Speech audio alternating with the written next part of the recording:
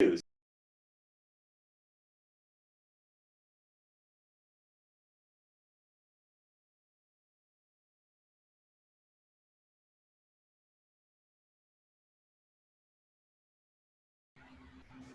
What you can do is you can create something called a symbol.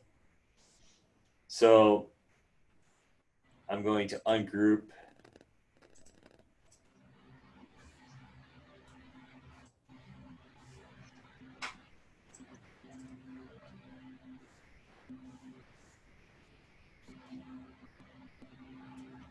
this. Okay, so I have my hamburger here.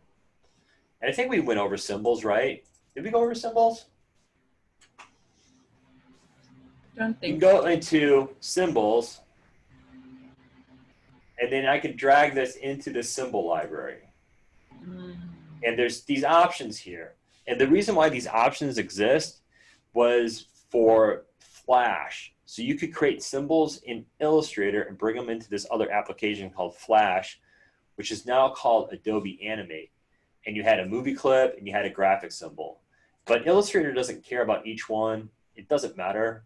So I can throw a symbol in there, and now I have the symbol. And I can drag it out again. It's kind of like using the library, except it only exists in Illustrator. And you can only find it in the swatch group? It is in the symbols group, which just happens to be in this swatch group. Okay. So you can create symbols. The other thing you could do then is maybe create variations in the shapes. So here is like a variation in the eye, let's say. Then I can throw this into my symbols. I'll call it squinted. And then when I go back, let's say to this character, I can create a new version on a new layer, copy him, select a new layer, paste him, and then maybe delete.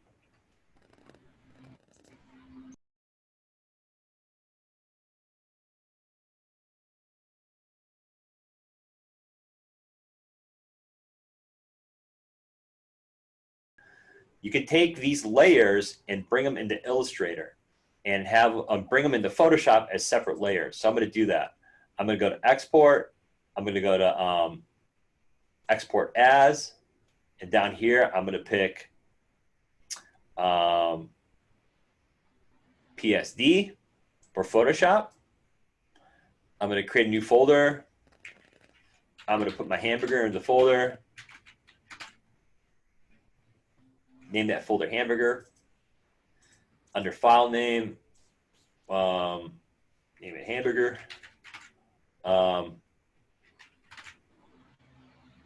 And hold on one second. Yeah, this is fine. And then hit export there. I'm going to pick RGB. Actually, let's keep it under CMYK. But where you see right here, this option, click Write Layers. And resolution, that's fine. We'll keep it at 150. And I'm going to hit OK. It created the Photoshop file. So now I'm going to go into Photoshop. I'm going to go into Open. I'm going to go into Desktop. I'm going to find that folder called Hamburger. Click on that. Click on the hamburger. Oops, I think I clicked on, okay, that's fine. It threw some of that banner in there for some reason. Now I'm going to go into my layers. Can you show me how you brought it back to Photoshop? Yeah, but let's, first thing though, let me just hit C to crop. I only want the hamburger, so I'm going to crop it out. I'm going to crop everything else out.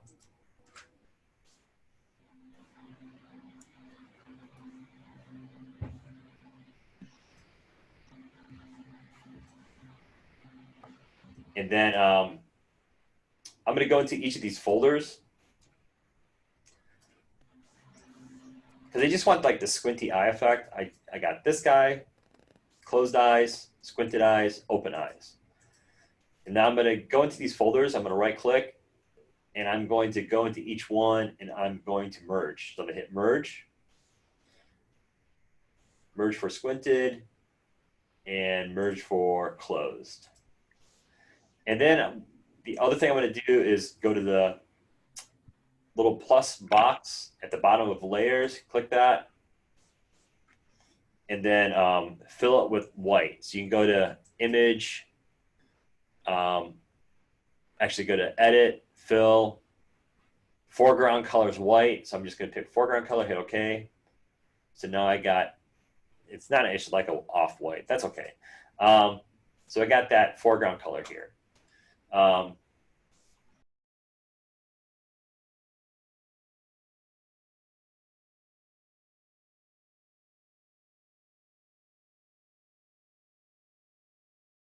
Yeah. So the question was, Randa, how do you go from Illustrator to Photoshop? Yeah. So all you do is you go to File, you go to Export, Export As, and then you just pick this PSD format right down here. It was already PSD.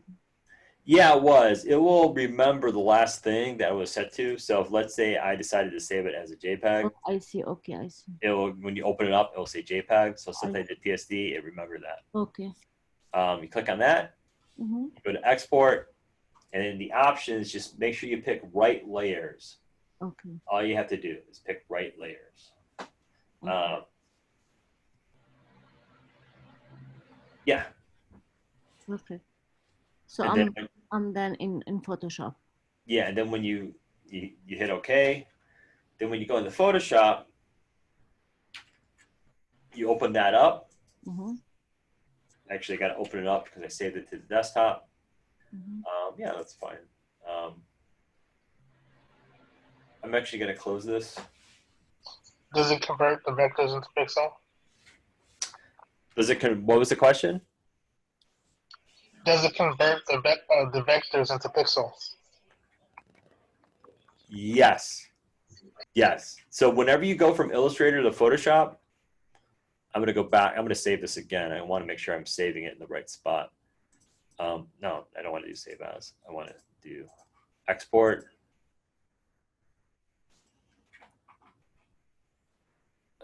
Oh, I called it campaign. Okay, so I'm going to call it hamburger campaign.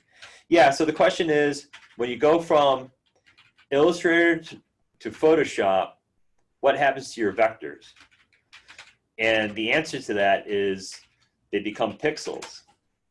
But the term that you use, the technical term, is they get rasterized. So, and I show you where, it's important to know that term because it actually shows up in Photoshop. So when I bring this hamburger into Photoshop, go to open,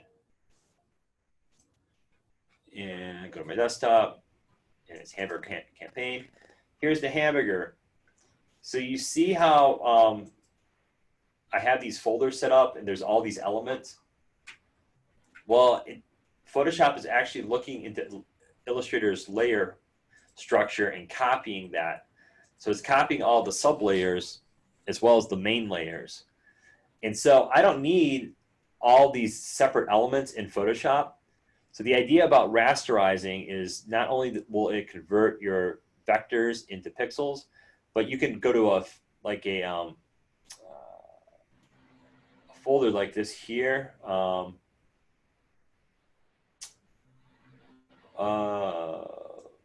actually, forget what I said. All these, everything that was created in Illustrator is rasterized as pixels. If you grab, if you copy this line work, so if I just selected line work in Illustrator and I copy this, and then I go into a new document in Photoshop and I hit Control V, this window pops up. So when you do a copy and paste from Illustrator to Photoshop, you actually have the options not to rasterize. So I can say, let's paste as path. So path is going to just paste the vectors and they're going to stay vectors. So I hit OK.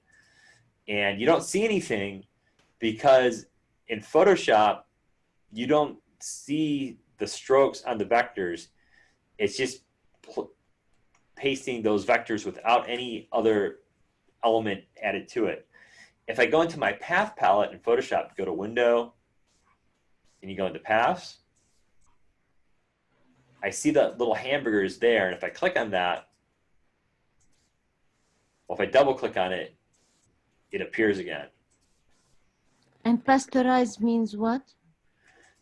So rasterize will convert your vectors into pixels. Mm-hmm. Now, if I'm in Photoshop and I hit Control V again and I pick Shape Layer, it basically turns this into vector. Like in Photoshop, you have vector shapes. There's a little box here that represents it as a vector shape. Mm-hmm. Also, I can hit Control V and I can select Smart Object, double click, and that actually will retain those vectors as well. So if I double click on a Smart Object, it actually opens up in Illustrator. And then I can adjust it in Illustrator. Like I can change that, let's say, hit Save, and then it will update in Photoshop. But these are still vectors.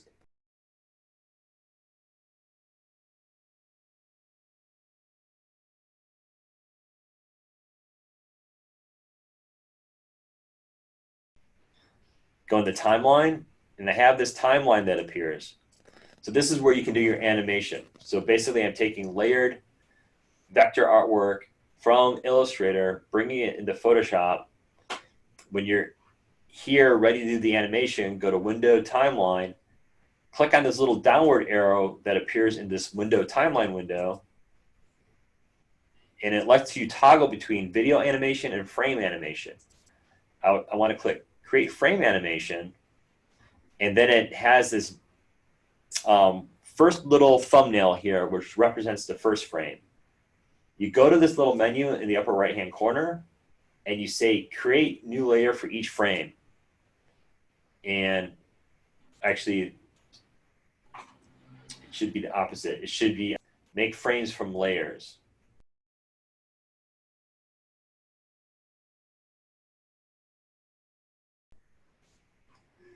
So now I have a layer for each part of this. The thing is, I don't want this first layer, so I'm going to actually delete it,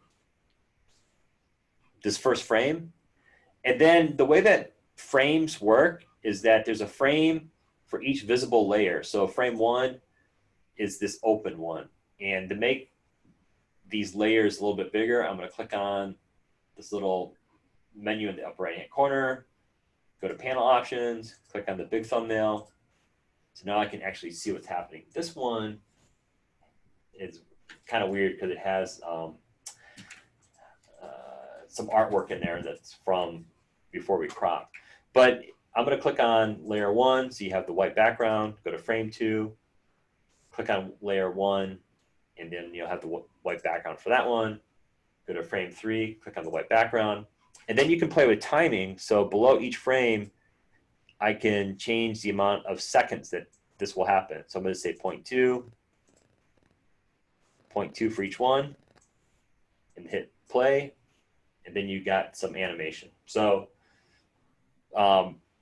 that's how we can do some animation if you want to do that for this project.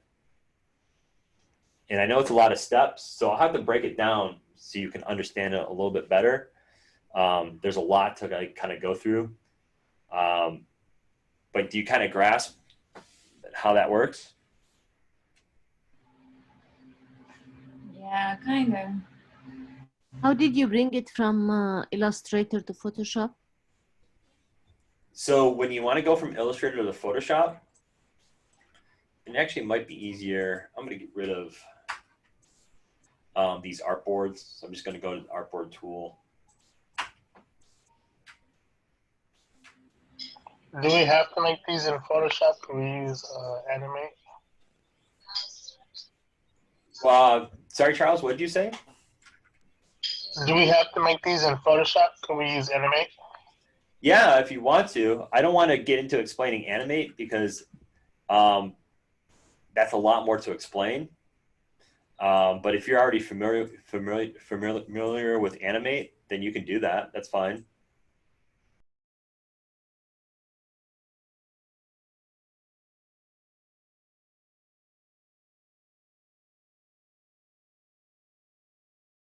Manipulate them as pixels. I can right click on this and then I go to rasterize layer. So that's where I'm taking my vectors in Photoshop and turning them into pixels. It's just good to remember that term, rasterizing, what you do when you rasterize something. When you rasterize, you convert from vectors to pixels. So yeah, so Charles, was that your question? Yes. Yeah, so Photoshop, you can have vectors and pixels. And if you want to, Photoshop will convert vectors to pixels automatically if you save it out of Illustrator. If you cut and paste, it actually gives you those options. You can also drag and drop. So I can be in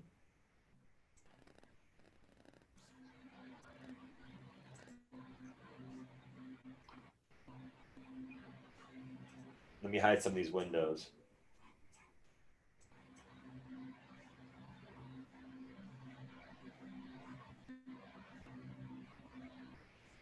So if I grab like some of my artwork here in Illustrator and then drag it into a Photoshop window, you get a little plus sign on the cursor and you release and then you double click and then it will drop those vector items into Photoshop.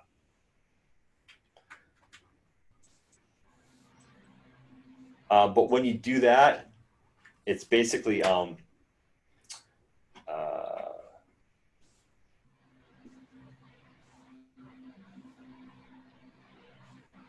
it's basically converting it to a smart object. So it doesn't even give you the same option that you get when you do a cut and paste. But there's 3 ways to do it. You can drag and drop, you can export it, or you can cut and paste it. So you got those options. Let's see. Time is it? So it's 9 o'clock.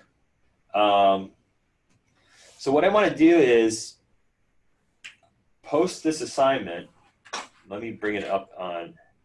So it's not in Canvas yet, but we'll kind of do this the same way that we do our other assignments. I want you to sketch out your idea for that thing that's most wanted. And remember, it has to be anthropomorphized, meaning you have to turn it into something that's human-like. So this should be a character. Does it have to be for like food? It can be whatever you want for that most wanted thing. So if you want to, most wanted, and have like, a day on the beach, maybe you got to think what would be a logo or something that represented that idea, a day on the beach. So maybe it's a beach blanket that's a character. Maybe it's a surfboard that's a character. And then you would use that throughout the campaign. So what I'm going to do is post the assignment on Canvas, but you'll see here, sketches will be due next week. So you got more time to work on this. The main idea I just wanted to convey to you tonight is this idea of working in libraries.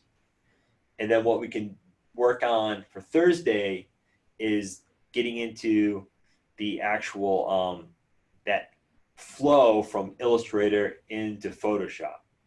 So I kind of want to go through that because it's a lot to really think about all at once, right? If you're in Illustrator and now you make this leap into Photoshop. So here, the animation part, for extra credit. So that is extra credit. But I know a lot of you said last time you wanted to start exploring animation a little bit. So that's where we can do it. I know like some of you still don't have the full Creative Cloud, let's say, you only have Illustrator. Well, you can do this whole assignment in Illustrator, you just won't be able to do the animation part, okay? If you want, you can also do it in InDesign as well. But I want you to get used to moving from application to application. So you're not in Illustrator whole time, but if you don't have anything else but Illustrator, I totally understand. You don't have to worry about it. So yeah, so you got some time. So think about your ideas tonight. We can start to talk about those ideas on Thursday, and then you can present the ideas as sketches the week after, the 13th, which is the week after this one, next week. So yeah, so any questions? I kind of want to make this more of a fun assignment, too, where you're kind of focusing on the more on the character design as well, and then thinking about how that character can be used in all these different items in this campaign. The whole group of collateral items that will be necessary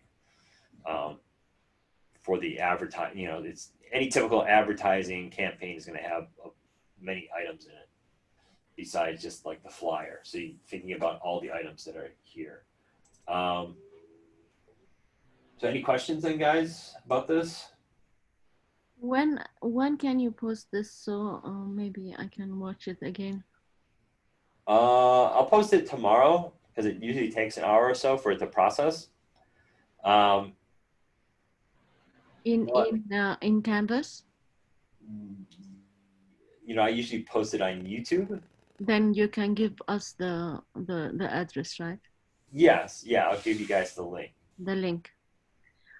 Can you answer my question about like the word that pops out in InDesign? I wasn't sure what you were asking. So if you're in InDesign and you write like something and it pops out, so. I think, Randa, what you should do is go to that part of the video. Okay. Okay. Find it, because I wasn't doing anything special to make the word pop out. Like, if I have some text down here, and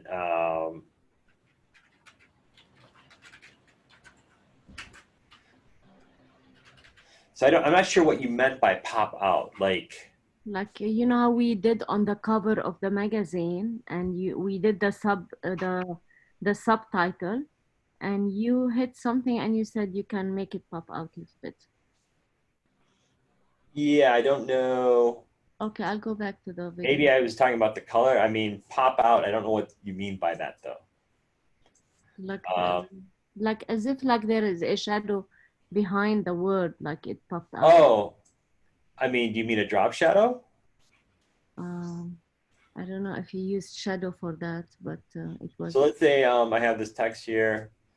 I mean, yeah, when you say pop out, you want the word to make a bigger impression. Yeah. To really. Yeah. Stick out on the brochure or the flyer or whatever. Yeah. So you can go into object and you can go into effects and you can pick drop shadow. And then when I go in here and hit preview, you'll see that little drop shadow. So is that what you mean? Because now it pops out, right? Yeah. The drop shadow emphasizes the text. Yeah, maybe. I'll double check on the video. Yeah, but if you want to have things that pop out, you can select the text, you go to object, and you can use these effects. Okay. So I think that's what you mean. Maybe. I'll double check. Okay. All right. So think about that. Does anybody have any assignments that they need to finish? How are you guys doing with assignments? Joe, I have a question about the magazine assignment. Okay. So for that one, I know it says that we can pick 5 colors. Is it like custom colors, or do we have to go by like the mono, the dual, triad? No, that idea with the different types of color arrangements, that was for the restaurant assignment. Yeah. So for this one, you can pick 5 colors that just feel right for the magazine cover. Okay, so like custom, pretty much. We'll Yeah, pick up. custom. Yep. Okay, got it, got it. Yeah, pick colors that contrast where the type on the background is readable. That makes sense. So you can use the color theme tool to help you, but you don't have to stick to a particular color arrangement. You can pick whatever 5 colors you want. Okay. But for the magazine, you told us to pick a background picture and do Right. this on it. You have your background, and then you have colors, a color palette that you can use for the type, other elements. And if you do pick a background, and it would make sense to pick a color theme that kind of reflects that background. So you should make sense, right, in terms of what colors you pick. So what I did was that was okay.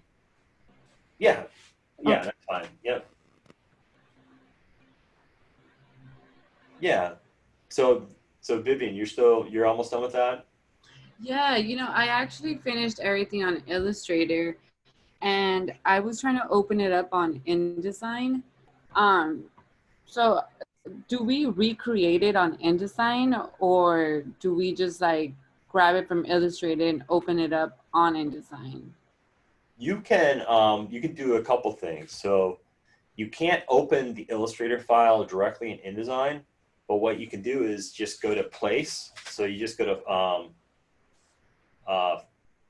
File, you go to Place, you find your Illustrator artwork, you hit Open, and then it places like any other image. And then you can place it in the InDesign document. Oh, okay. Yeah, because I was trying to open it on InDesign and it was telling me that it wasn't able to, but Oh, yeah. okay, so it's placing it onto InDesign. Yes. Okay, got it. Yes. Yep. Yeah, because it's the InDesign application only wants to open InDesign files. Same with Illustrator too. So InDesign only wants to open a .indd file. That's the file format. But what you can do is place artwork from other applications into InDesign. So yeah, you can just place it. And then let's say you design the whole cover and it was all in Illustrator. And for whatever reason, you just had a client who needed all that stuff to be in InDesign. You could just create a document that's the same size in InDesign, let's say the 8.5 by 11. So just create your 8.5 by 11 document in InDesign, and then just go into File and place it from Illustrator in InDesign. Okay, great. Okay, thank you. Yeah, or you could do it, use your library, paste the whole thing in your library, and then drag it into InDesign, just like this too. Okay, and then once we place that on InDesign, do we edit anything? I was kind of confused. No, because with your circumstance, you can technically create a printable document in Illustrator, and it's kind of the same thing as InDesign. So the only reason I wanted you to use Illustrator was for that call to action. But if you did the whole thing in Illustrator, that's fine.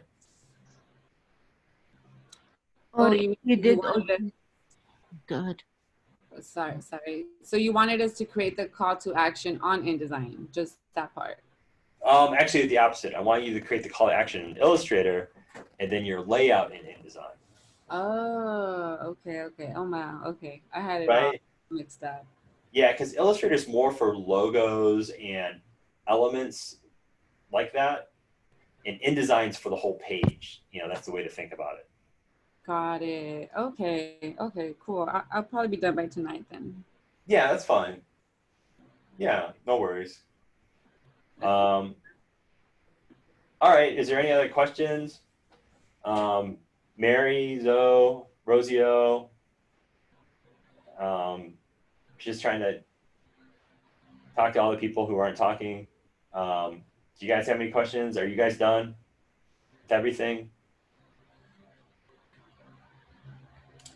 Can we still send you drafts of the magazine cover? Yeah, sure. Yeah, definitely. Alexis sent me hers. If you want to, like, I can do like a one-on-one critique. If you want to do that, that's fine. You can send it in Discord, like send it to me directly through Discord and show it to me, and then I would comment on it, like give you a critique and then help you finish it. Okay. Yeah, that's totally fine. Zoe, what about you?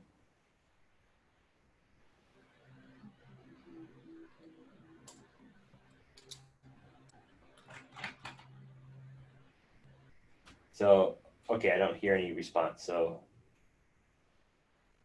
all right, I just want to make sure everybody's moving along nicely. I think this will be more of a fun assignment. So what we can talk about are like your ideas. So with this next assignment for the most one-on-one, really I want to like talk about ideas and like more of your strategy for coming up with a campaign and the concept, you know, and have fun with characters as well. So this should be more of a fun assignment. And then if you want to do the animation, we'll get into more of that animation part as well. And I can show you some more things. So, all right. Okay. So, all right, cool. Well, I'm gonna sign off then, and then I'll get this video to you tomorrow, and then everybody have a nice Cinco de Mayo. And then I'll yeah, don't party too much tonight. It's getting late. Take it easy, and then I'll see you guys on Thursday. Okay. Okay, thanks. Bye. Jay. Have a good night. All right. Have a good night. Bye. Good night.